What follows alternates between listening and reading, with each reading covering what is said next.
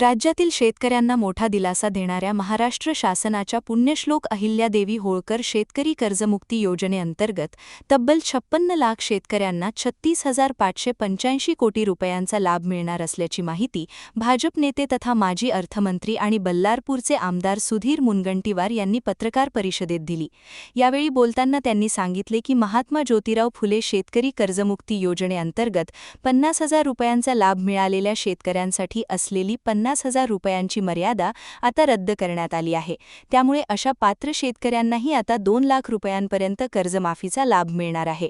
आमदार मुनगंटीवार यांनी सांगितले की मुख्यमंत्री देवेंद्र फडणवीस यांनी विधानसभेत नियमित कर्जफेड करणाऱ्या शेतकऱ्यांसाठी 2026-27 मध्ये कर्ज उचलून वेळेत परतफेड करण्याची अटही रद्द करण्याची घोषणा केली आहे।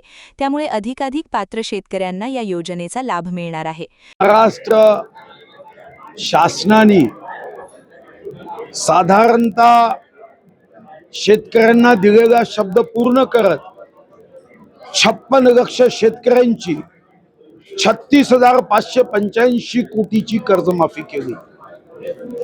यासोबतच 7.5 हॉर्स पॉवर पर्यंत वीज बिल मोफत आहेच, पण 2024च्या अगोदर जी शेतकऱ्यांच्या खात्यामध्ये थकबाकी आहे अशी 48,000 कोटीची वीज बिलाची माफी सरकारने दिलेली आहे।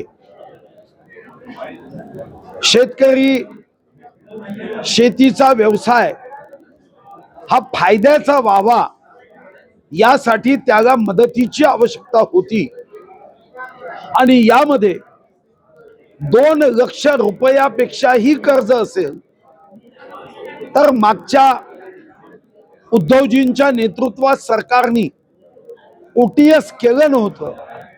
आता मात्र सरकारने वन टाइम सेटलमेंट मध्ये 2 लाख रुपयाच्या वरची पैसे शेतकऱ्यांनी जर बँकेत भरले तर त्याच्या खात्यामध्ये सुद्धा 2 लाख रुपये टाकण्याचा निर्णय केला आहे। यासोबतच मागच्या कर्जमाफीमध्ये 50,000 रुपयाचं प्रोत्साहन अनुदान राशी ज्याच्या खात्यात होती त्यालाही आता याही कर्जमाफीमध्ये फायदा देण्याचा निर्णय केला आहे आणि त्याला त्याची कर्जमाफी करताना जुनी अट रद्द करण्यात आलेली आहे। याशिवाय राज्यातील 7.5 अश्वशक्तीपर्यंतच्या कृषी पंपधारक शेतकऱ्यांकडून वीज बिल आकारले जात नसले तरी त्यांच्या नावावर असलेली 48,000 कोटी रुपयांची जुनी वीज थकबाकीही राज्य सरकारने माफ करण्याचा ऐतिहासिक निर्णय घेतल्याचे त्यांनी सांगितले। या निर्णयामुळे लाखो शेतकऱ्यांच्या वीज थकबाकीची नोंद पूर्णपणे शून्यावर येणार असून त्यांना मोठा आर्थिक दिलासा मिळणार आहे। राष्ट्रीयकृत व्यापारी, खासगी आणि जिल्हा मध्यवर्ती सहकारी बँकांकडील माहितीनुसार पात्र शेतकऱ्यांना या योजनेचा लाभ दिला जाणार आहे। अतिरिक्त आर्थिक भार स्वीकारूनही कोणताही पात्र शेतकरी वंचित राहू नये ही राज्य शासनाची भूमिका अत्यंत स्वागतार्ह असल्याचे मत मुनगंटीवार यांनी व्यक्त केले।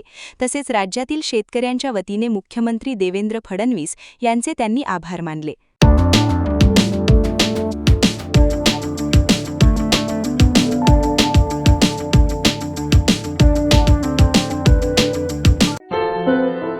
क्या हुआ बहू? माँ, पाइल्स की बहुत तकलीफ हो रही है। तो तुम गुदरोग सर्जन के पास क्यों नहीं गई?